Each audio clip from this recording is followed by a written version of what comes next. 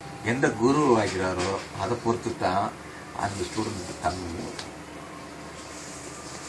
குரு எப்படி அமைகிறாரோ அது மாதிரியே தான் வாழ்க்கை தத்துவமும் போகும். ஏன்னா ஃபாலோவேஷன் அவர்கிட்ட இருந்து தான் பதியும்.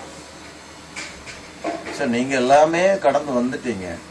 மற்ற புற பிரச்சனைகள் வந்து அவங்கவுங்களை சார்ந்தது தான் நிறைய இருக்க தவிர குருகுலத்திலேயோ இறைவன்கிட்டயோ அந்த தொடர்பில் இருக்கக்கூடியதுலையோ உங்களுக்கு இடைஞ்சலே கிடையாது.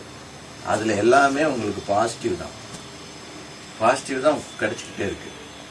பட் என்னன்னா எந்த தேவைக்கு பயன்பாட்டுக்கு. இப்போ அவரை பொறுத்தவரை சாட்டிஸ்ஃபைடு. அவருக்கு வந்து இன்னும் பல ஊர் பார்க்கணும் வாழணுங்கிறதெல்லாம் கிடையாது. அவர் ஒரு சிட்டுக்குருவி மாதிரி பறக்கணும்னு தான் ஆசைப்படுறாரு. பட் அவரவே அந்த சிறகை கொஞ்சம் கட் பண்ணி உள்ள வச்சிருக்கோம். ஏன் வச்சிருக்கோம்? நீ ஏற்கனவே பறந்து வந்து எல்லாம் பார்த்து வந்தாரு. நீ தான் பயன்பட முடியும். அனுபவப்பட்ட ஆள் தான் மறுபடியும் அந்த களத்துக்கு போகும். ஒரு ட்ரெயினப் முடிச்சவங்க தான் டிஃபென்ஸ்குள்ளே போய் மறுபடியும் அந்த இதுக்கு வாருக்கு போக முடியும். எந்த அனுபவம் இல்லாதவன் திருப்பி அதுக்குள்ளே போனோன்னா அவன் ஷூட்டிங் முடிச்சுடுவான். ஸோ அந்த காலகட்டத்தை குறைவாக அவருக்கு கொஞ்சம் பூத்துருக்கு. எதுக்குன்னா ஒரு குரு குலத்துக்குடைய ஆப்ஷனுக்காக அவர் நிறுத்தி கொண்டு இருக்கு. சொல்லி என்னைக்கு என்னை பார்த்தாரோ அன்னைக்கே அவருக்கு நெல் முடிஞ்சது. ஸோ அப்போது மீதி எல்லாம் நான் செய்கிறேன்னு சாமி, அது எனக்கு கர்மாவாயிடுமா, அது எனக்கு பாவம் ஆயிடுமா, அழுக்காயிடுமான்னு கேள்வி கேட்கலாம். கிடையாது. அங்கே குரு இருக்கு. புரிஞ்சுதா?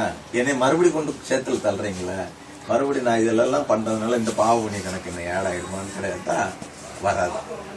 ஆனா நம்ம மனசு அது தெரியாதவங்கன்னா போராடலாம். அதுக்கு விளக்கம் கேட்டு தெரிஞ்சுக்கலாம். ஏன்னா நீ வந்து உன்னுடைய பயணத்தில் நீ போல ஒரு குரு மார்க்கத்தில் ஒரு இறை மார்க்கத்தினுடைய பயணத்தில் நீ இப்போ வந்துட்டு இருக்க. அப்படிங்கும்போது இங்கே அழுக்கு ஒட்டாது, உரசாது. அப்படியே மீறி அம்பு குத்துனாலும் எடுத்துடுவாங்க. வேற அம்பு குத்த விட மாட்டாங்க. ஸோ இனி அவருக்கு அந்த இடத்துல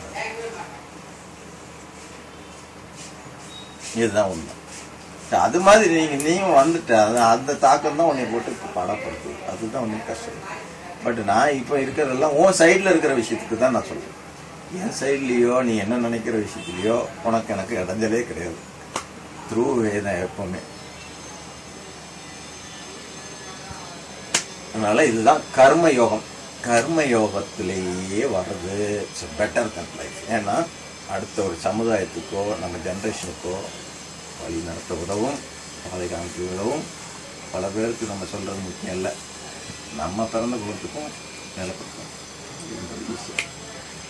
அட்லீஸ்ட் உன் பிள்ளைக்காவது ஒரு நல்ல யோசனை.